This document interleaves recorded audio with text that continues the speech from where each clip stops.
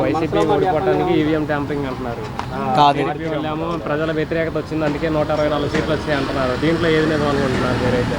నిజమే గెలిచింది. నిజమే గెలిచింది. మరి ఈవీఎం ట్యాంపరింగ్ అంటున్నారు కదా? కాదు ఆయన 151 వచ్చినప్పుడు కూడా ఏమేమి ట్రంపింగ్ అనలేదు ఎవరు. 151 వచ్చినాయి కదా ఆయనకి. మరి ప్రజల్లో ఇంత వ్యతిరేకత రావడానికి కారణం ఏమై ఉంటుంది అంటారు? ఏమంటది అంటే అభివృద్ధి లేదు. అభివృద్ధి చేసే మెడికల్ కాలేజీలు కోర్టులు కట్టామన్నారు. అభివృద్ధి మెడికల్ కాలేజీలు అంటే ప్రజలు చూపించలే కదా, అది ప్రజలు చూపించకుండా అది ఆయన చేసేస్తే నేను చేసేసా అన్నట్టేనా?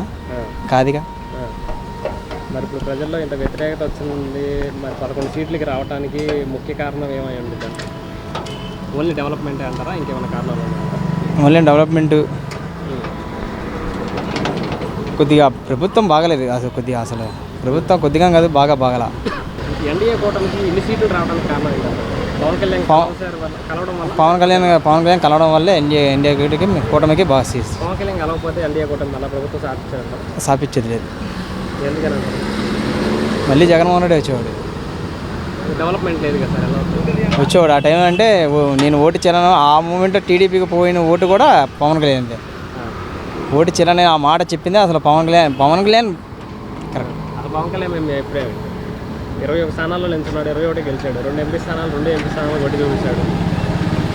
175 100% స్ట్రైక్ రేట్ కొట్టినట్టే. 175 కొట్టినట్టే. మంచిదిగా చేసినట్టే, బాగా వచ్చినట్టే స్థానాలు.